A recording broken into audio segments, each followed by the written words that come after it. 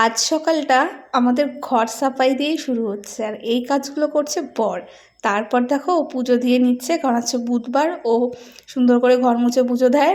তারপর আমার সকালে রান্না বান্না যা থাকে ওগুলোই করছিলাম। আমি মশলাটা খুব পেস্ট করি না মাঝে মাঝে, বাট আজকে করতে হচ্ছে। আর এইদিকে মশলা পেস্ট করতে গেলে বেবি মুভমেন্টগুলো একটু বেশি হয়, তাই আমি পেটে একটু হাত দিয়ে রাখি, কারণ হয়তো সাউন্ডে ভয়ও পেতে পারে বা কিছু একটা।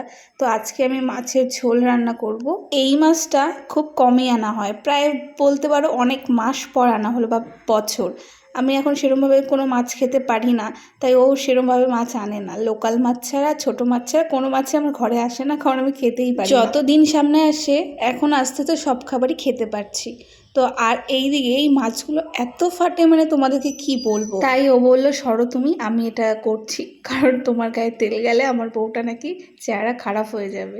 তো এগুলোই মজা করছিলাম আমরা দুজন মিলে। জানো তো, আমি প্রথম থেকেই রান্না করতে খুব ভালোবাসি। সবাই একটা ভালোবাসা থাকে, কেউ বাসন মাজা, কাপড় কাচা, আমার রান্না করতে ভীষণ ভালো লাগে।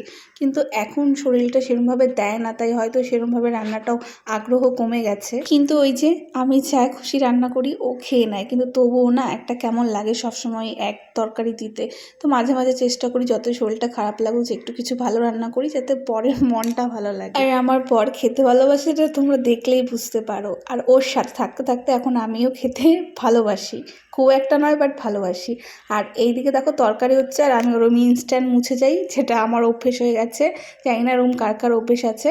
তো এইদিকে দেখো আমি এইদিকে পুরোটা ক্লিন করে নিচ্ছি, আমার কাজ কমপ্লিট হয়ে যাবে। আর ওইদিকে বাসনটা মেজে আমি স্নান করে নেব।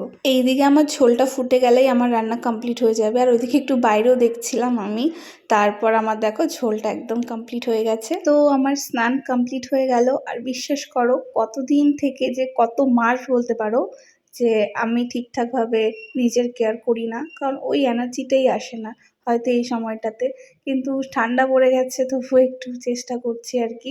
আর এইদিকে তো মাথা ভিজিয়ে শ্যাম্পু করেছিলাম, তো এখন যদি এইভাবে থাকি তো ঠান্ডা লেগে যাবে। সেজন্য বর বলছে একটু হেয়ার ড্রায়ার করে নাও, যেটা আমার করতে একদমই ভালো লাগে না। তো একটু হেল্প করছিল। সত্যি কি বলতো, টাকা আসবে যাবে, কিন্তু একটা ভালো লাইফ পার্টনার পেলে না, সেই আনন্দটা মানে কি বলবো, বলে বোঝানোর মতো নয়। কারণ বিয়ের পর স্বামী পাশে থাকা একটা মেয়ের কাছে যে কতটা ইম্পর্টেন্ট, সেটা টাকা পয়সা দিয়েও হয়তো বোঝানো যাবে না। যারা বিয়ে করেনি তারা হয়তো বুঝবে না। এরপর দুপুরে খাওয়া দাওয়া কমপ্লিট করে ঘুমিয়েছিলাম। ঘুম থেকে উঠে সন্ধে দিয়ে তারপর বসে পড়েছি সবজি বিক্রি করতে। মজা করছি। বর দেখি এক গাদা সবজি নিয়ে এসছে, তো এগুলোকে এখন ফ্রিজে রাখবো, যেগুলোকে আর বাইরে রাখবো কিছু। তো দেখো এখনকার ঠান্ডার দিনে সবজি মানে বুঝতেই পারো আমার এত প্রিয়। পেঁয়াজকলি, তারপর সিম, ফুলকপি, আলু, নতুন আলু আর কি। তো এই ছিল আজকের ভিডিও। টাটা।